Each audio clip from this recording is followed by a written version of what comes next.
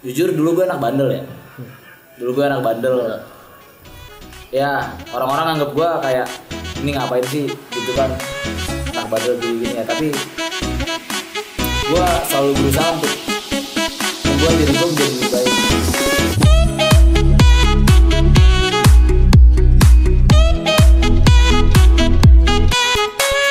Oke, bismillahirrahmanirrahim. Assalamualaikum warahmatullahi wabarakatuh. Merdeka. Hai, Abian di sini. Kembali lagi pada podcast kita kali ini. Dan di sini kami mengundang bintang tamu yang spesial, yaitu Muhammad Rehan. Say hi dulu dong kepada Muhammad Rehan. Oke. Kalau di angkatan itu atau di Al-Zaitun, khususnya angkatan 16 Jenderal, Rehan ini atau biasa saya manggil dia Bang Rey ya, Bang Rey. Bang Rey ini dia itu sosok abang kelas yang mungkin dihormati oleh adik-adik kelasnya. Karena sebelumnya dia mendapat jabatan sebagai Menteri Kedisiplinan atau Menteri Penegak Hak Asasi Manusia. Oke, mau dengar kisah dari kehidupan Kak Rey ini atau Bang Rey ini di Al-Zaitun? Kepada Bang Rey dipersilakan untuk memperkenalkan diri. Ya oke. Nama saya gue lu aja nih. Oh iya, silakan bebas kita kan terbuka. Gue kok jadi gue ya, nama gue Muhammad Rehan. Muhammad Rehan bin Hadriza. Ya, gue di sini dari kelas 7. Berarti dari sekitaran tahun 2014 sampai sekarang udah 2020. Dan jujur dulu gue anak bandel ya. Dulu gue anak bandel. Ya, orang-orang anggap gue kayak ini ngapain sih gitu kan, anak bandel gini-gini ya. Tapi gue selalu berusaha untuk membuat diri gue menjadi lebih baik dalam segi hal apapun itu. Karena jujur yang paling gue benci itu adalah di saat gue tahu kekurangan diri gue tapi gue nggak bisa apa-apa. Makanya gue selalu bilang, ya lu bisa melakukan apa-apa, lu bisa improvisasi diri lu sendiri, lu bisa. Jadi ya perkenalan dari gue mungkin bukan nama atau tempat alamat ya. Nanti kalau itu mah ada di blog pribadi gue. Bisa japri. Nah, ya. Ada. Kalau misalnya mau chat bisa lewat Instagram. IG. Oh, IG. Nanti bakal dikasih lah di deskripsi ya. Di deskripsi. Oke. Nah, berarti Bang Rey ini di Al-Zaitun udah dari kelas 7 ya? Dari kelas 7 hingga alumni, berarti sekitar 6 tahun. Nah, sebelum masuk ke Al-Zaitun ini, Bang Rey itu pernah gak sih sebelumnya datang ke Al-Zaitun? Pernah. Pernah. Dulu gue punya abang di sini. Oh iya. Angkatan 13. Itu kira-kira berapa kali? Apa nggak kehitung? Ya kisaran nggak nyampe sih, paling 3 kali 4 kali lah. Soalnya kan gue sama abang gue cuma beda berapa tahun. Nah, waktu Bang Rey ini datang tuh gimana sih kesan awalnya? Tapi sebelum masuk sini, gimana sih ngeliat Zaitun itu? Gimana ya? Itu tuh suatu yang nggak bisa diucapkan dengan kata-kata gitu. Wes. Tadinya gue kira kayak ya pesantren lah. Kita kan tahu kan kalau pesantren mindsetnya pasti orang-orang kayak kumuh. Terus juga makannya tuh ya gitu-gitu aja. Terus ya gitulah mindset orang-orang tentang pesantren. Tapi ternyata apa? Ternyata gimana realitanya? Ya kalau menurut gue sih alhamdulillah ya. Kayak lu tuh bisa menampilkan sesuatu yang beda gitu di sini, kayak merubah segala macam mindset lu dari pesantren itu tadinya suatu yang kumuh, taunya pesantren itu suatu hal yang bersih, orang-orangnya rapi. Tadinya lu kira pesantren itu sarungan, taunya pesantren itu pakai jas. Tadinya lu kira pesantren itu bangunannya kayak jelek-jelek segala macam, kayak ruangan kelasnya udah gini-gini. Ya sekarang pas kita lihat pesantren ya seperti ini, suatu hal yang benar-benar luar biasa gitu, yang bisa menjadi benar-benar startup international school lah. Oke. Jadi itu pertama kali Bang Rehan lihat ya sebelum masuk Zaitun. Nah, terus gimana sih kan waktu datang ke sini kelas 7 ya. Sedangkan di Zaitun ini tuh orang itu dari berbagai suku, ras, budaya ataupun ya bahkan sampai ada luar negeri tuh ada gitu di sini. Nah, dan first impressionnya tuh gimana sih waktu masuk daftar di sini dan ketemu teman-teman baru dari antar daerah, dari antar negara tuh gimana? Cara Bang Ray itu bisa akrab gitu sama yang lain? Kalau gue sih awalnya kaget lah. Kaget. Iya, kaget kayak biasa gue cuma ngomong kan kalau di Jakarta ya paling apa sih lu gini-gini. Kalau ini gue ketemu kayak napa nih gini-gini. Abis itu juga kayak sosok ada yang bener-bener kayak Inggris banget, ada juga yang bener-bener Jawanya medok banget, ada juga yang bener-bener kayak orang Sulawesi itu kayak gimana sih, orang Sulawesi itu kayak apa ya, gitulah pokoknya lah ya. Ya jujur pertama kaget lah gue. Dan awal-awal juga dulu sempat gitu kayak sering-sering berantem gitu sama orang-orang luar pulau. Soalnya kita nggak sepemikiran. Iya, jadi banyak salah paham gitu ya. Jadi kayak gue maunya ini, dia maunya itu. Terus ya karena emang bisa jadi gue nggak tahu watak siapa yang keras antara apakah watak gue apa watak dia. Jadi kita ada clash di situ. Ya tapi lama-lama semakin kesini kita semakin paham satu sama lain, semakin kita ngerti mereka kayak gimana, mereka juga ngerti kita gimana. Jadi ya alhamdulillah sih malah kita jadi sahabat dekat gitu. Walaupun kita beda jauh istilahnya suku agama agama enggak ya? Sama ya. Berarti sekarang emang kita udah kayak keluarga gitu ya? Udah malah nggak pernah berantem lagi atau apapun itu. Emang awal sih terkadang emang susah, maksudnya ada rintangan lah buat ini ya. Nah kalau menurut Bang Ray ya, kalau Bang Ray ini masuk ke Zaitun itu kemauan sendiri atau orang tua sih? Awalnya sih gue nggak mau masuk pesantren ya. Awal kelas 5 kelas 4 tuh gue gak mau masuk pesantren kan. Walaupun gue tahu gue bakal dimasukin sini gitu. Karena gue gak tahu kan, gue gak paham kata gue kan, soalnya dalam mindset gue tuh pesantren. Iya. Ya hal-hal begitu. Soalnya gue tuh gak bisa gitu.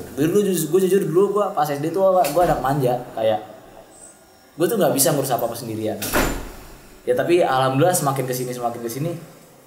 Pas gue kelas 6 nih ya, pas gue kelas 6 sama kelas 5 kan gue sering diajak kesini gitu. Dan gue pun di situ gue timbul rasa gitu kayak gue pengen nyoba lah gitu kan, seenggaknya walaupun gue di sini nggak bisa jadi orang pintar segala macam, seenggaknya gue mau nyoba gitu. Dan alhamdulillah ya sebenarnya setengah-setengah sih ya, 50-50 ya, kayak ada dari kemauan orang tua gue juga, ada juga dari kemauan gue gitu. Nah berarti setelah masuk sini yang namanya momen tertentu kan pasti ada yang namanya momen sedih gitu kan, ada juga momen pahit, ada juga momen yang ibaratnya menyenangkan lah.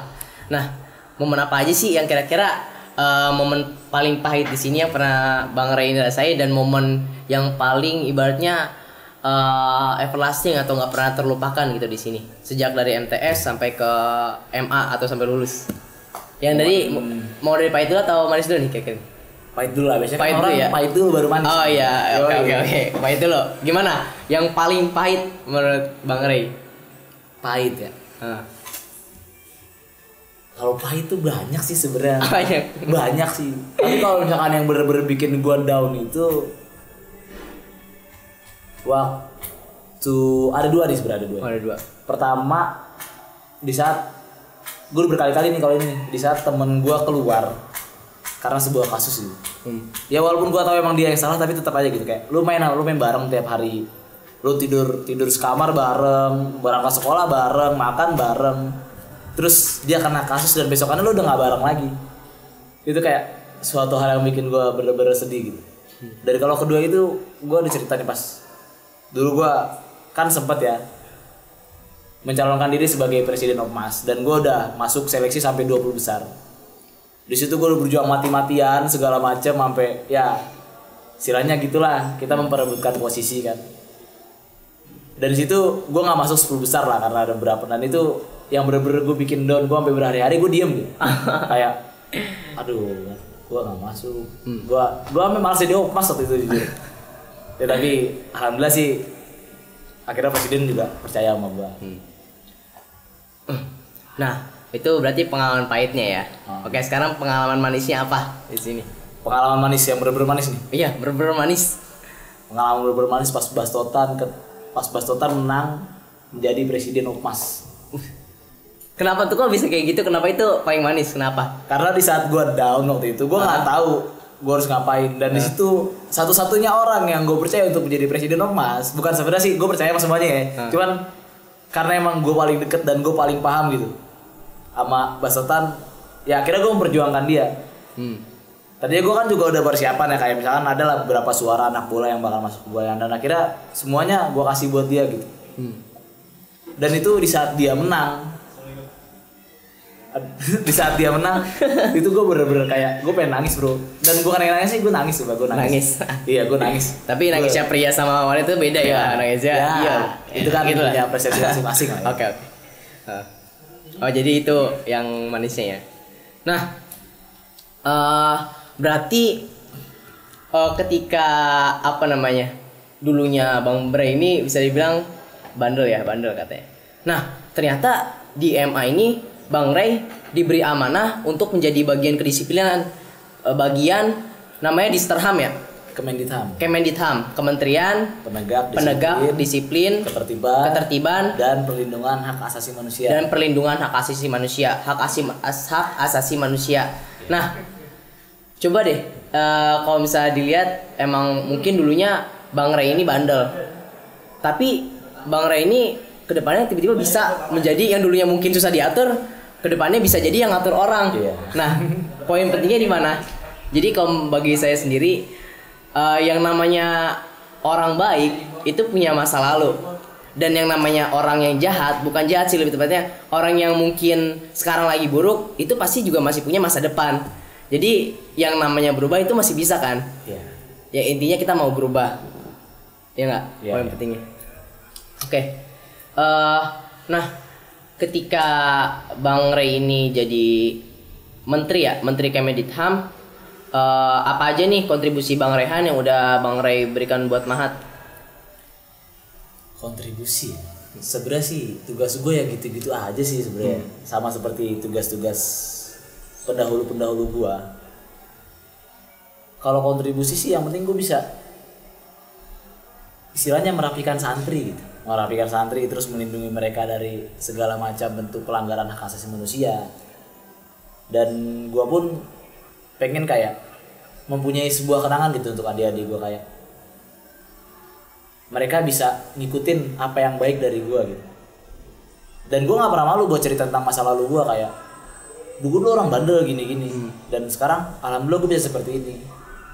Yang gue harapin dari situ, adik kelas gue bisa berubah gitu, orang-orang yang tadi bandel bisa berubah dan bisa mencegah orang-orang yang baik untuk menjadi orang bandel. Kalau kontribusi yang gue berikan untuk Mahat apa ya? Belum ada sih kalau kata gue mah ya. Mungkin ke depannya gue bakal ada, mungkin nggak ini aja ya, apa namanya, mungkin kita nggak sadar tapi pasti ada kok. Ya bismillah lah ya. Pasti ada. Oke. Nah, kan kalau misalnya Bang Ray itu udah lulus nih kan, berarti sekarang kita udah lulus ya? Udah lulus jadi alumni.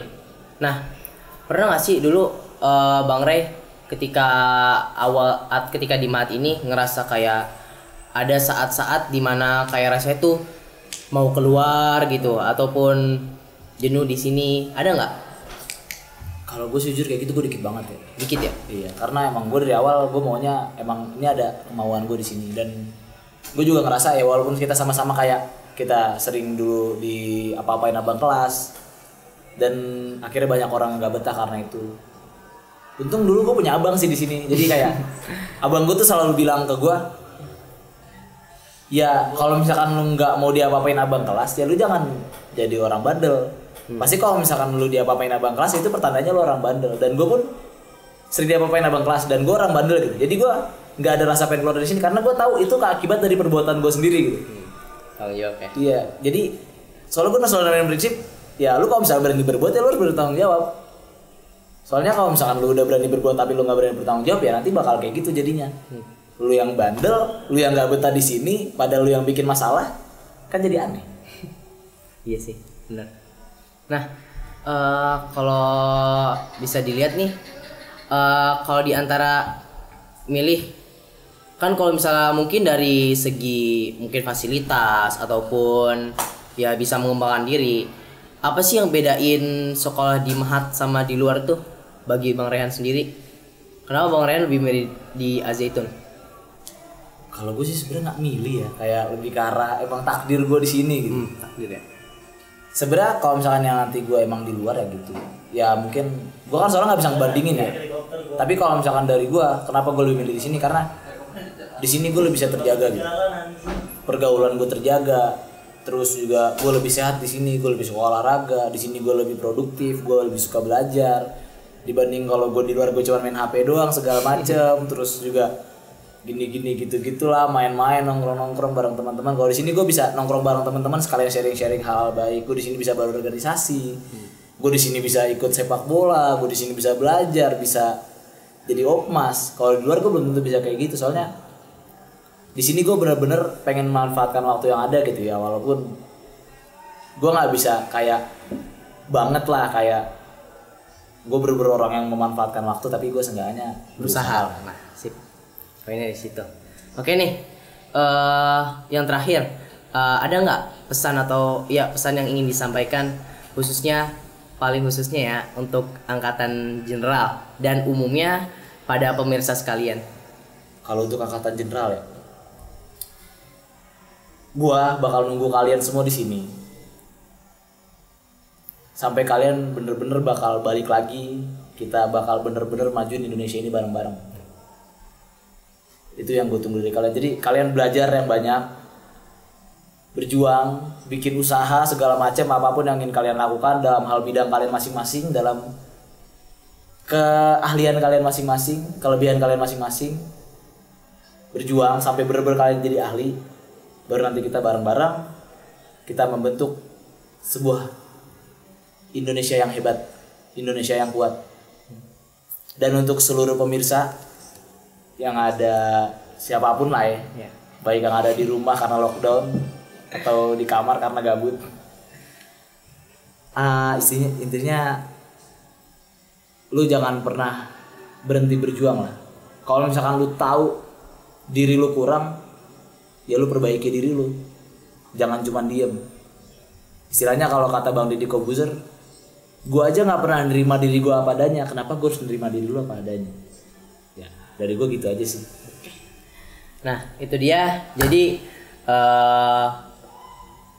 poin penting yang harus kita ambil di sini, yang paling penting bahwa yang namanya perubahan ya ujung-ujungnya kita sendiri yang nentuin. Mau sebanyak apapun motivasi dari luar yang kita ambil, kalau diri kita nggak merubah ya sama aja. Jangan lemah bro. Jangan lemah. Nah, nah pokoknya itu dia yang kita bisa petik hikmahnya. Mungkin dari itu aja yang kecil, tapi banyak hal pasti yang bisa kalian petik dari cerita Bang Ray ini.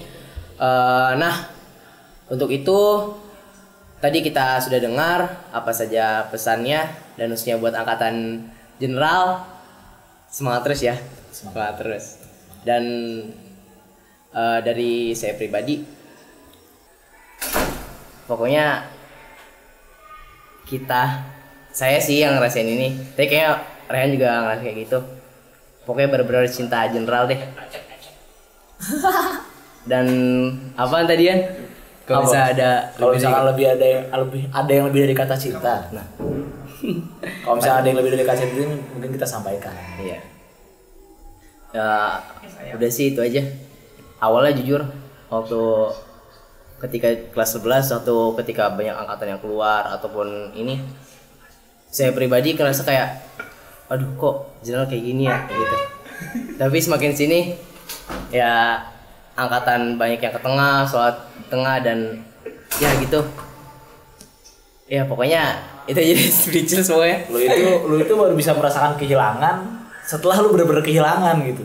Di saat orangnya masih ada, di saat barang lu masih ada nih, lu tuh nggak bersyukur kadang boy. Sama kita semua kayak gitu, gue juga gitu sih. Tapi di saat lu kehilangan baru bersyukur ya. Udah pokoknya nikmatin aja lah masa-masa corona ini. Ya. Yaudah, masih kita. Oke. Usai sudah podcast kita pada malam hari ini ya. Udah saya istimewa. Oke. Di sini saya Abian sebagai host dan Muhammad Rehan sebagai bintang tamu. Kita undur diri. Assalamualaikum warahmatullahi wabarakatuh. Merdeka.